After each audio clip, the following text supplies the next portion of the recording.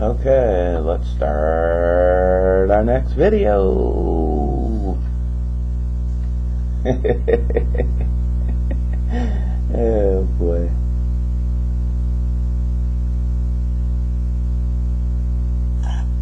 Oops. Let's get rid of that.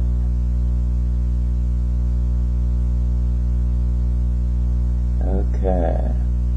Wonderful device, huh? Okay. So there's just a couple more theorems in 2.3, two more to be exact, and then 2.3 is finished. So this is still about normal subgroups.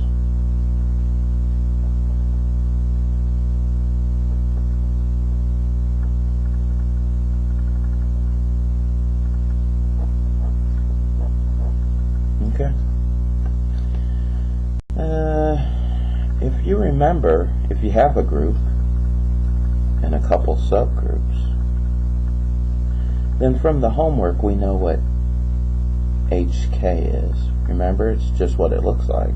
It's the set of all products where the first guy comes from H and the second guy comes from K.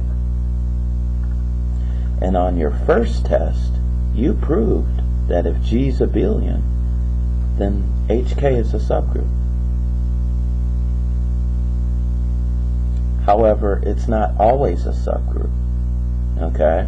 You proved if G is abelian, then it is a subgroup. It is not always a subgroup. You can't always multiply two subgroups and get a subgroup, unfortunately.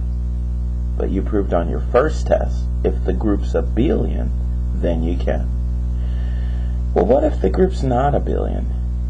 Are there other situations where you can? And the answer is yes. And that's theorem 2.3.23. Or sorry, 2.3.22.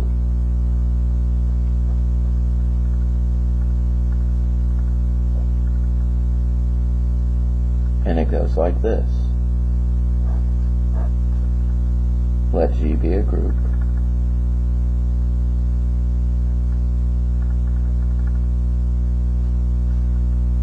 H be a normal subgroup of G, and K be just a subgroup of G. Maybe normal, maybe not. Okay? Then we can always multiply these two and get a subgroup. Then the result is HK really is a subgroup of G every time. Remember what HK is? I reminded you up here from the homework. Okay? So let's prove it. Again, we have to show it's non-empty, then run a subgroup test, of course, to show your subgroup. Okay? So I'll show it's non-empty like this. Since H is a normal subgroup of K, we know H is a subgroup of G, rather. We know H is a subgroup of G. Since you're a subgroup, that means you're a group that's inside one. So I said group. Since you're a group, you're a non-empty set. Okay? So I can say thus, H is non-empty. And so there exists an H in H. Okay? And we do the same thing for K. Since K is a subgroup of G, we know K is non-empty, because that's part of being a subgroup, is that you're a group. And the definition 1.18, way back in 1.1, a group is a non-empty set. So we know K is non-empty. And so I'm going to grab something out of there. So there exists a K in K. Okay. Okay.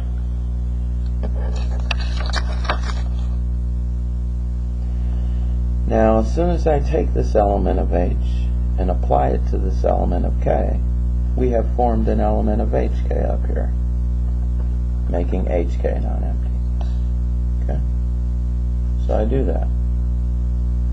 So thus, HK is an element of HK. Ooh, let's get some focus in here. Seems like it's going in and out of focus.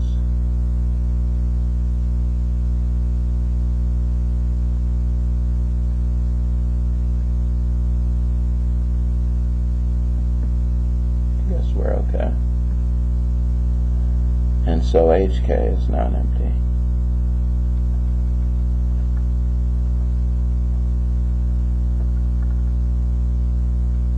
Okay, so in like 1, 2, 3 sentences, you've shown HK is not empty. Okay, so now let's run the subgroup test. So we have to remember how the subgroup test goes. Now remember, things in HK look like products, so I got to grab 2 of these products.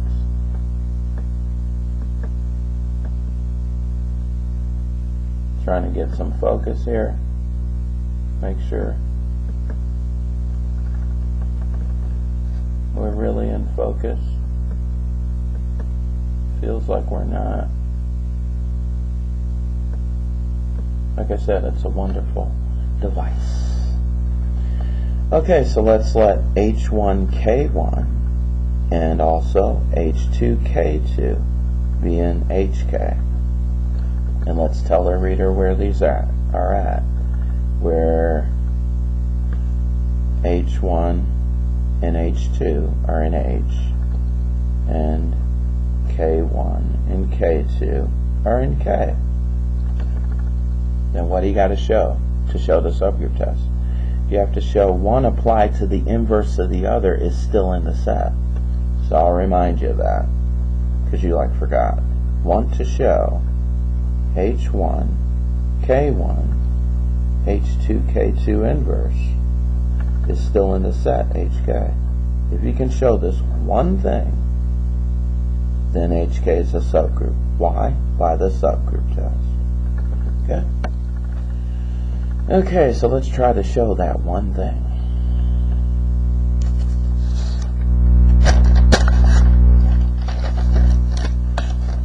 Okay, so let's look at this thing now.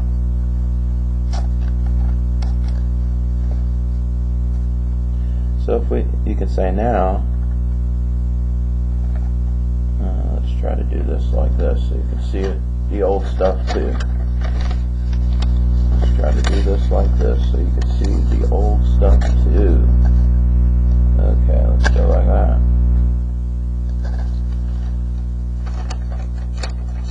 Make some adjustments here real quick.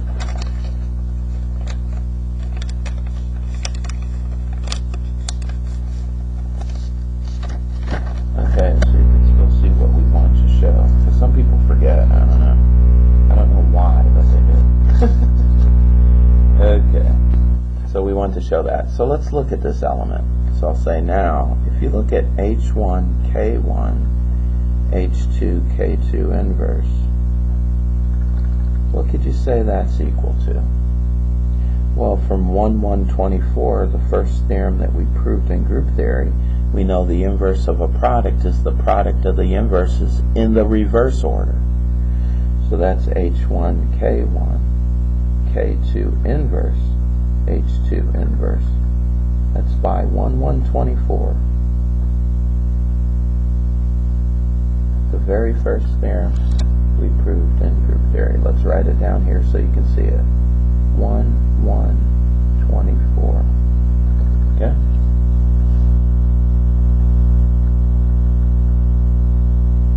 Okay, theorem 1.1.24, way back in 1.1.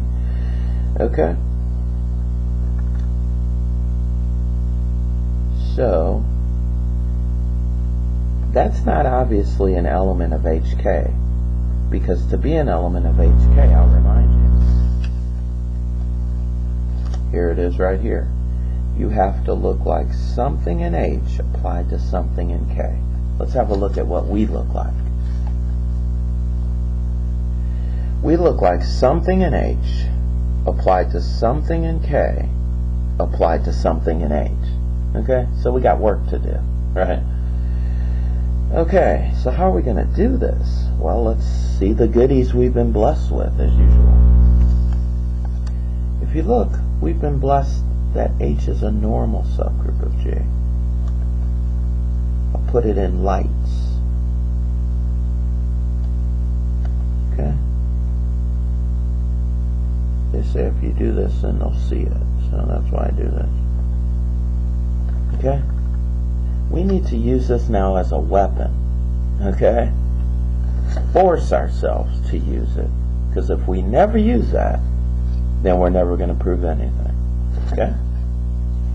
So now let's force ourselves to use it. So H is a normal subgroup of G. That means whenever I conjugate something in H by something in G, the answer stays in H. So now I'm trying to get conjugates on the page. And I notice that this is part of a conjugate. If you look at this part right here, it's just missing the back piece.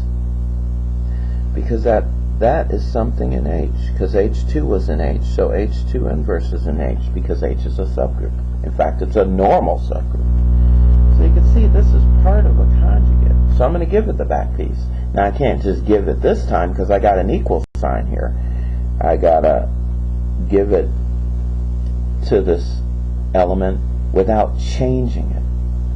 So I insert the identity. That doesn't change anything. So I could write this as H1, K1, K2 inverse, H2 inverse, and then the identity. Okay? Now for that identity, because the identity doesn't change things in the group, I can write the identity, I can write this as H1, K1, K2 inverse, H2 inverse, and then give him that piece. K1, K2 inverse, yeah, K1, K2 inverse. That's all the identity. Somebody applied to his inverse. Okay? Okay, so now you can see I've formed a conjugate of something in H by something in G. It's right here in the box. Look at the box, Johnny. Okay, right there. Something in H conjugated by something in G. And I've legally formed it. It is still equal to this beginning element. Never broke the chain of equalities. And so since H is normal in G, I can say this entire box is something in H. And I'll call it, well, we got an H1 and an H2. Let's call it H3. So we can say this is really H1 because there's an H1 there. Then the box is H3. Then the thing behind the box, there will be K1, K2 inverse. Now let's write a reason, because normally we can't do this. We could say where H3 is that box. It's K1, K2 inverse, H2 inverse, K1, K2 inverse, inverse. Okay? And let's write it down here so you can see it. Where H3 is, try to write smaller, K1, K2 inverse, H2 inverse, K1, K2 inverse, inverse. Okay? And that's in H. Why? Since H is normal in G. Since H is a normal subgroup of G. So all that needs to be said to show a person you understand it, right? Okay? Okay? So there's your reason right there why this entire box is something in H that we're calling H3. And that's because H is normal in G. That entire box is something in H conjugated by something in G. And now finally, H1 and H3 were in H. So H1, H3 is in H because H is a subgroup. It's closed. K1 and K2 were in K. Okay, so K1 and also K2 inverse are in K because K is a subgroup. But then K1 applied to K2 inverses in K because of the closure of K. So this element, and only till now, is clearly in HK. Okay? Okay? So we have just shown this element way back here is in HK. Okay? So let's say that. Thus, H1K1, H2, K2 inverse really is in K. And so HK is a subgroup of G. Why? By the subgroup test.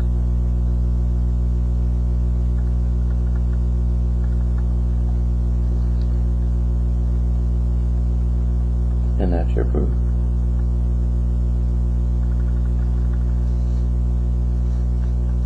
Okay.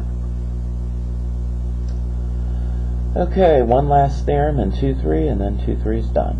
And that's 2.3.24. And it again talks about HK.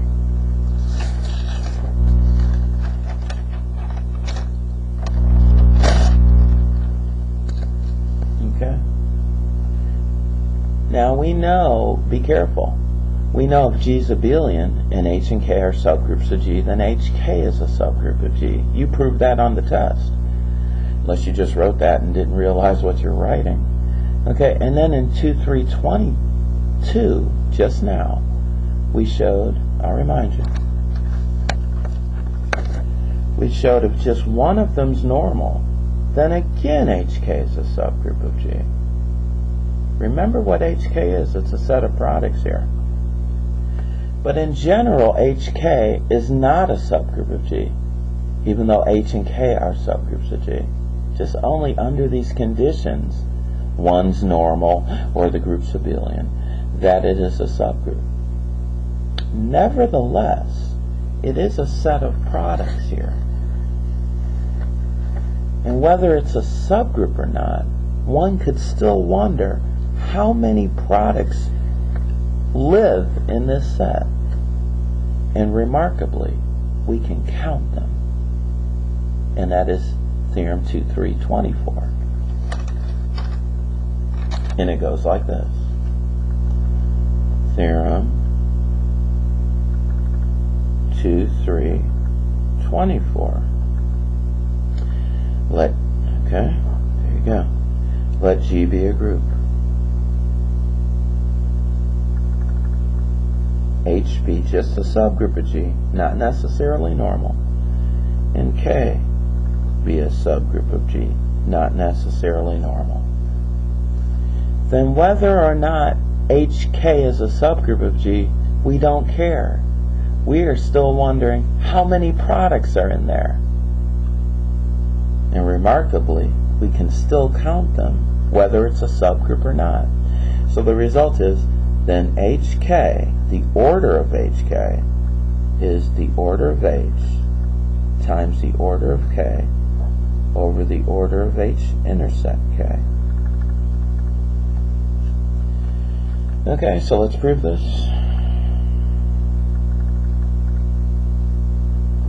Okay. Now we know from homework H intersect K is a subgroup of G. So we know by homework HW that we've already done, H intersect K is a subgroup of G. Okay? Now since H intersect K is in H, and H is a group, it is now a subgroup of H. So let's say that. Since H intersect K is a subset of H, notice I use the subset symbol, we know H intersect K is a subgroup of H. Okay? So I'm going to use the fact that it's a subgroup of the group H. Okay? Okay, I'm going to find all the left cosets of H intersect K in H. All the distinct ones, all the different ones. And give them a name. So I'm going to it'll be a set. HI H intersect K. Say the I goes from 1 to S, be the set of distinct, that means different, left cosets of H intersect K in H.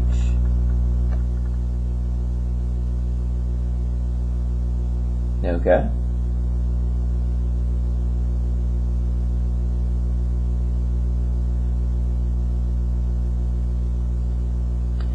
Okay?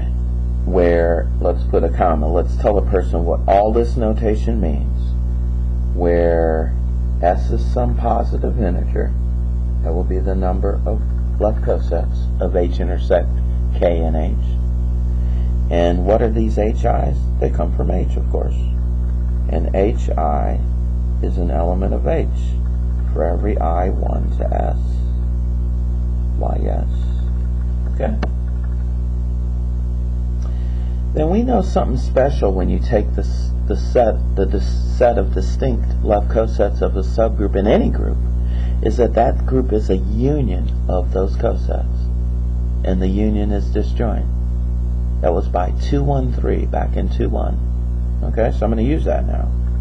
So by theorem 213, H is the union of those left cosets of H intersect K in H.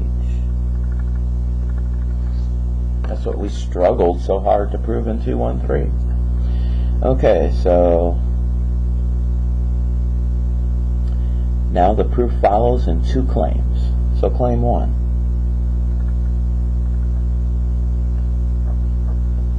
We claim that this set that we're trying to find the order of HK, I'll remind you up here, is equal to something different as well as products.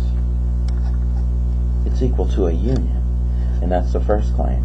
We claim that HK is actually equal to this union. I goes 1 to S of HI K. It's the union of left cosets of K and G, these specific ones. Let's prove them. Now these are two sets. Let's show each one's a subset of the other. Two sets that are subsets of each other have to be the same set. Okay? Let's go, the right is contained in the left. So let's let X be in this union of left cosets. Then it's in one of the left cosets. Then there exists an I 1 to S such that X is in the left coset of K and G containing HI. Well, what does it mean to be in there? It's HI applied to something in K. So you could say, hence, there exists a K in K such that X looks like HIK. Okay? Since the HI here is in H, because you said so right here, they all are, and the K is in K because you said so right here, then this element is in HK. So you can say that. Therefore, X is an element of HK because it's something in H applied to something in K. Okay? Since that was any element of the union up here in the box, and you have shown it's in HK, this union is a subset of HK. So you can say it. And so the union I goes 1 to S of HIK is a subset of HK. Okay? Now let's go the other way. Let's take an element of HK and show it's in this union. Okay, so the life of HI, X, and the K here have died. They were there to get this inclusion. We've got that. We've proven this inclusion right here. And so they can go back in the alphabet as random letters. Okay, so I'm going to reuse them. Okay, so let's let now HK be in HK. Now I have to show it's in the union. Okay? And let's tell a person where these are. Let's keep writing on this line so you can see it. Okay? Where H is in H and K is in K. So that's a typical element of HK. It's a product of something in H times something in K. I need to trap it in the union. So the product will be a subset of the union. Okay? Well, since this H is in H, we can now make use of our 2, 1, 3 up here. I'll remind you, by 2, 1, 3, we know that H, look at the box, we know that H is this union of left cosets. So this element is in H. This H is in H. And H is this union. That means this little element is in this union. So let's say that. Okay? Then H is in this union. I goes 1 to S of the HI's of the left cosets of H intersect K and H. But if you're in the union, that means you're in one of the sets. So you can say, but then there exists an I 1 to S such that H is in HI, the left coset of H intersect K and H containing HI. Like that. But if it's in here, it's HI applied to something in H intersect K. I'll call that thing X. Thus, there exists an X in H intersect K such that our little h equals HI X. Okay? So let's go back and look at the element we were trying to trap, because it wasn't H, unfortunately. It was HK. I'll show you. Here. Yeah. We let HK be an H here. We need to trap that in the union. Now we're prepared to. Okay, so if you look at this HK we're trying to trap, I'm going to replace the H in it by what we just found out H was. This box, HIX, where X is in both H and K. Okay, so let's do that. So you can say now, if you look at the HK, if you replace the H with now HIX, because it's equal to that, that will be HIXK. So this is an element of H. Why? I'll remind you. Because you said it was right here. They all are. 1 to S. Okay? And since X was in H intersect K, it's in K. And K is in K. Why? You said so right here. I'll remind you.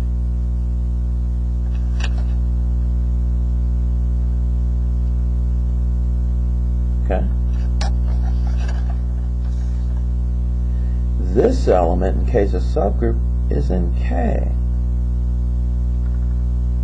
Okay? So let's say all of that.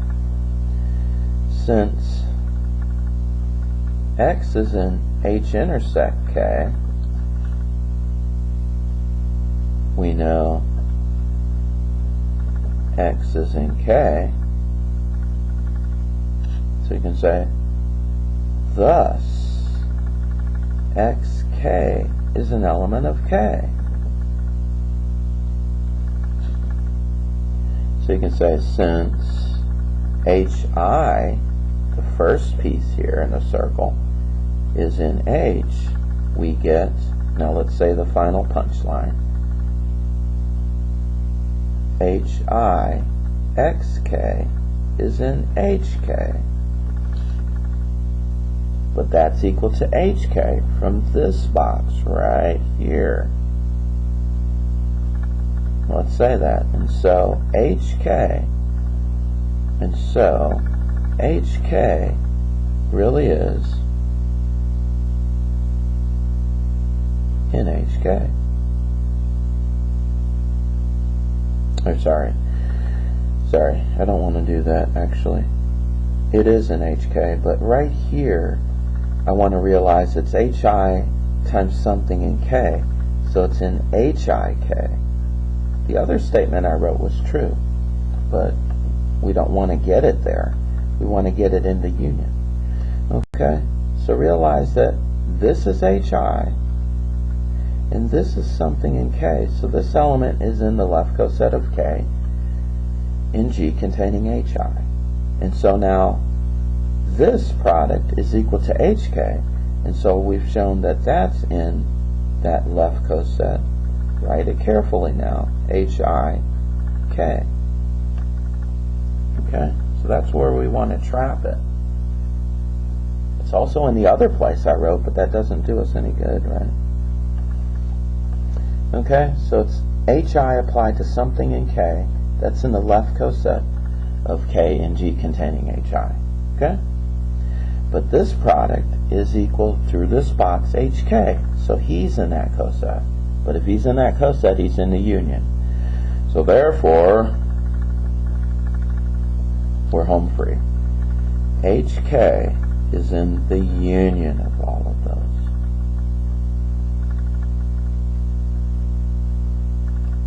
And so, capital H, capital K is a subset of the union.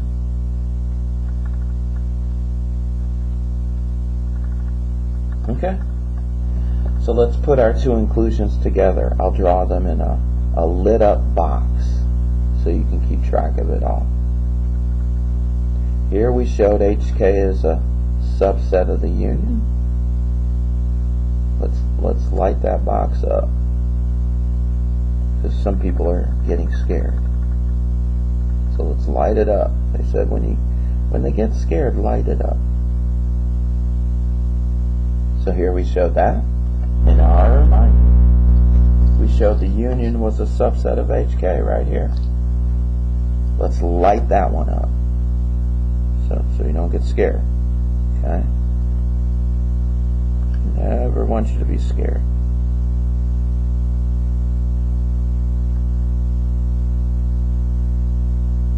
Okay? Light it up. Putting it in lights here. Okay? So we showed the union's a subset of HK right here. And we showed HK as a subset of the union right here. Two sets that are subsets of each other have to be the same set. Congratulations, claim one holds. So thus, HK is really this union of left cosets of K and G, and claim one holds. Okay? So that's claim one.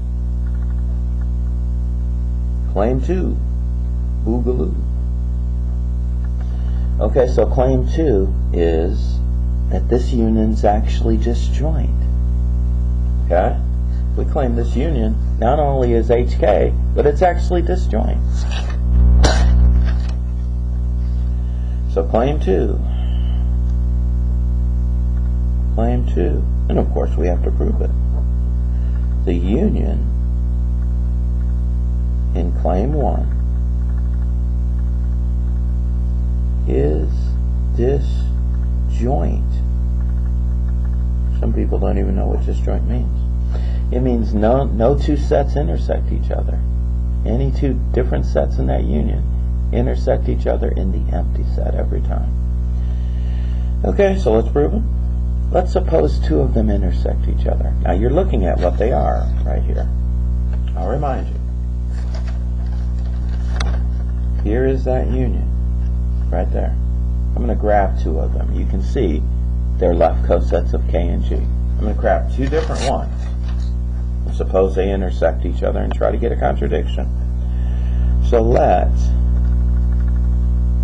I be between 1 and S, and J be between 1 and S, such that I is not J, but they intersect.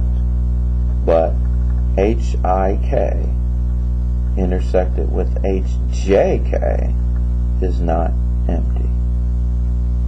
Okay? Now we have to find a contradiction because we don't want them to intersect each other like this. Okay? Okay, well then if you look, I have two left cosets of K and G intersecting. By the claim in 213, they're equal. So by the claim that was done in proof, not in this proof, not the claim in this proof, but in theorem 213, found in theorem, some people forgot theorem 213, because this is 2.3 and that's 2.1. We get they're equal. Remember, two cosets that touch each other have to be equal. So HIK really is HJK. Let's use all these theorems, baby. And now, what does it mean for two cosets to be equal? Does that mean HI is HJ? Absolutely not. It means that one applied to the inverse of the other is in the subgroup K by 217, 218.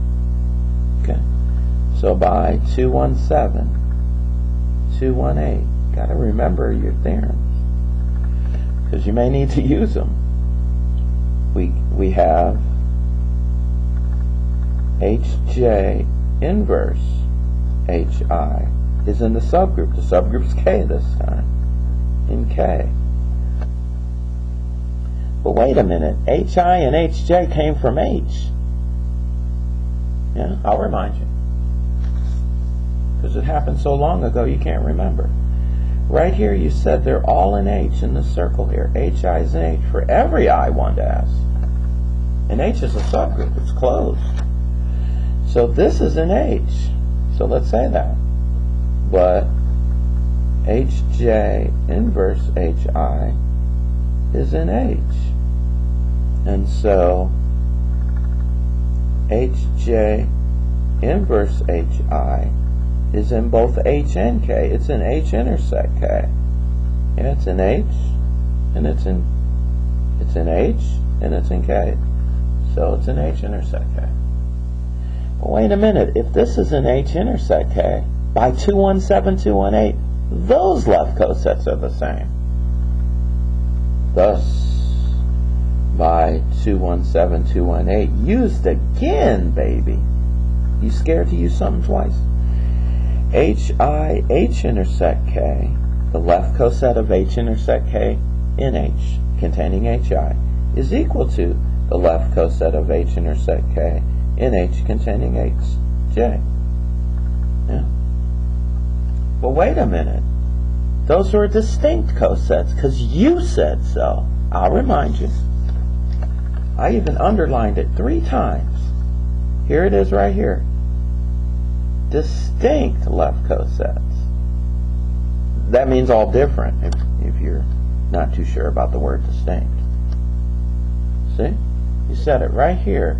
This is be the set of distinct. That means different. Here we're getting two are the same. Well, there's only one way that happens, is if these indices were the same. Then they're just the same coset. Hence, we get I is equal to J. That's the only way these can be equal. Because when the indices are different, they were different. Because we just grabbed the distinct left cosets of H intersect K and H. Okay? But that's a contradiction. Why? Did you forget? Tell the truth. Yeah? Up here, I'll remind you. I always do. We were supposing I is not J, baby. Right there. Okay? Okay, so we have a contradiction. Therefore, they're disjoint. Therefore, I'll just say it this way, the claim holds. Claim 2 holds. Claim 2 holds. Okay? And now we're ready to count HK. Now, if you look at HK, what can you say it's equal to? Well, by claim 1, it's that union, baby. That's why we proved it, not just for our health. It's the union of these specific left cosets of K and G. So we'll just say that's by claim 1. Okay? So I'm going to compute order. The order of this set is the order of this set, because they're the same set. So slap some order bars around it, baby. And now I can take the order of this union as the sum of the orders. Why? Usually you can't do that, because it's disjoint by claim 2. Ouch! And so that's the sum of these orders. Why? By disjointness. Claim 2. That's why we showed claim 2. Otherwise we can't do this. Even though you probably thought we could still do it. No, you can't, right? By claim 2. Okay?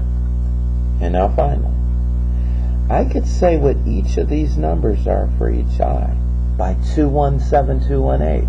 The order of a left coset is the order of the subgroup. So that's the sum, I goes 1 to S, of the order of K. That's again by 217, 218. Ain't it great? Okay? And when you add the order of K to itself S times, of course you get S times the order of K. Okay? But what about this S? Let's go back and backtrack and find what that S was, shall we? Well, let's see. I'll remind you.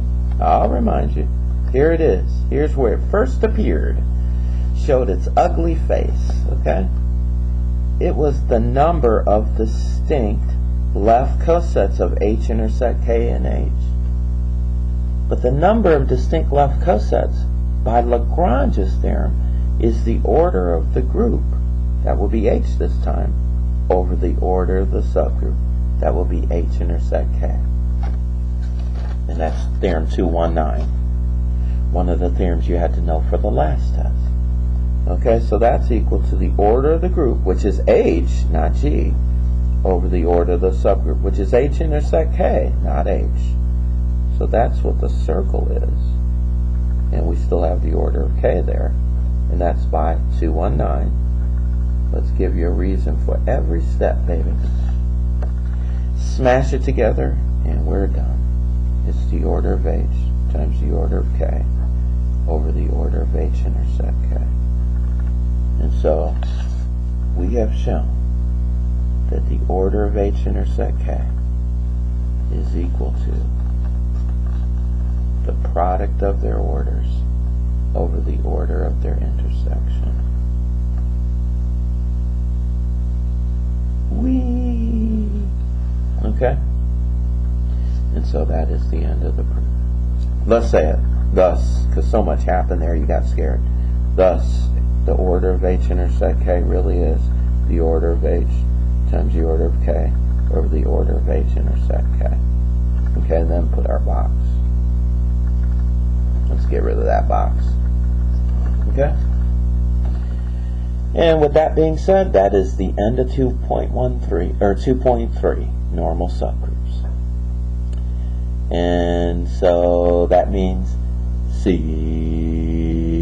you in the next video.